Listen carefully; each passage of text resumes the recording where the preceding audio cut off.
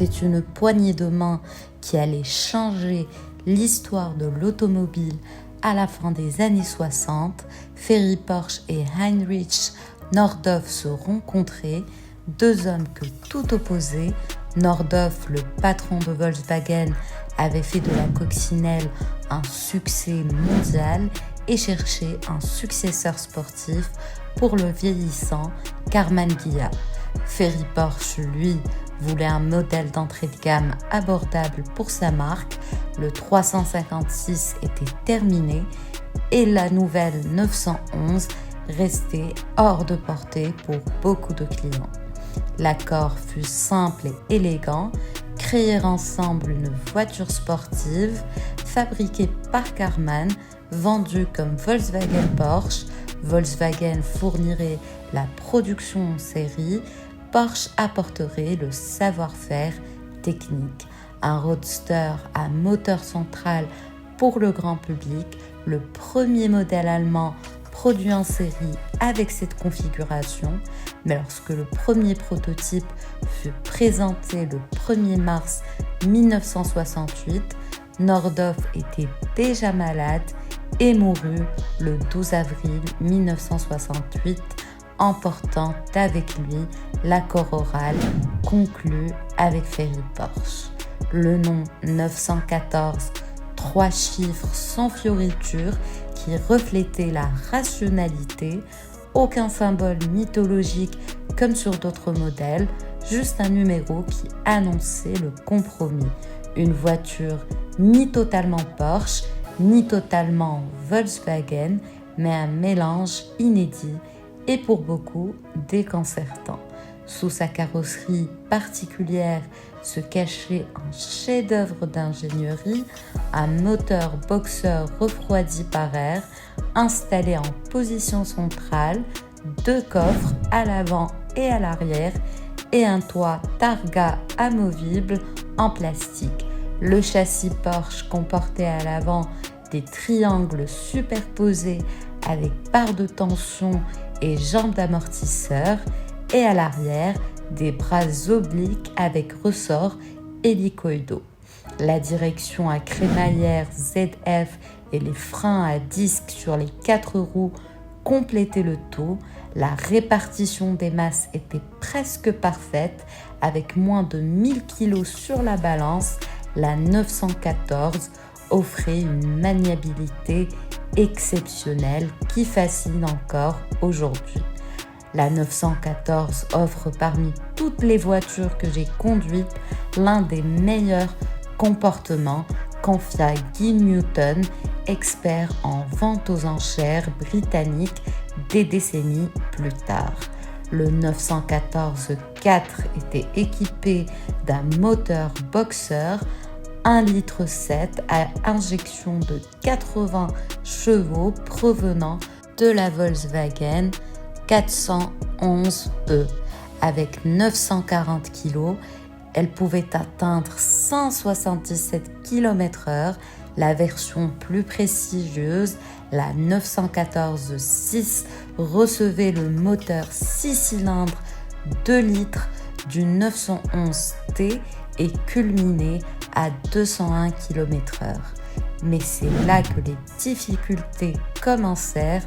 Le successeur de Nordhoff chez Volkswagen, Kurt Lotz, n'avait aucun lien avec la famille Porsche et ne reconnut pas l'accord oral. Le compromis donna naissance à la Volkswagen Porsche VGmbH, déménagée à Ludwigsburg depuis le site Porsche. Le résultat fut un hybride automobile.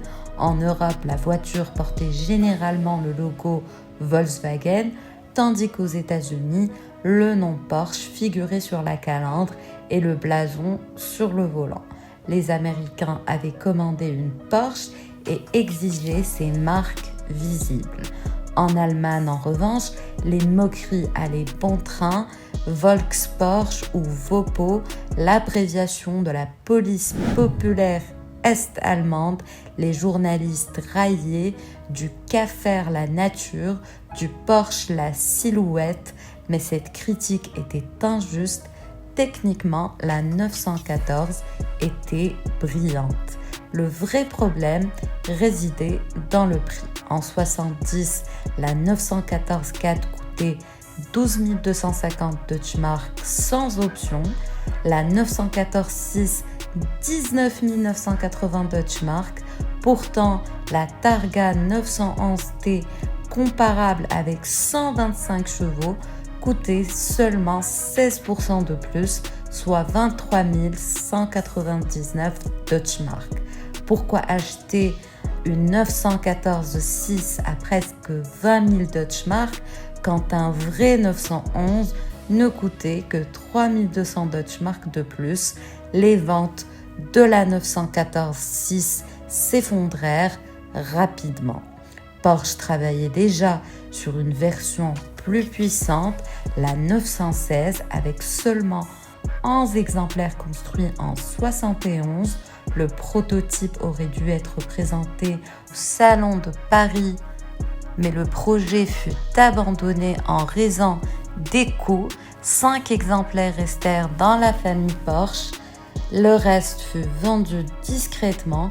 Aujourd'hui, ces 916 sont parmi les Porsche les plus précieuses de leur époque.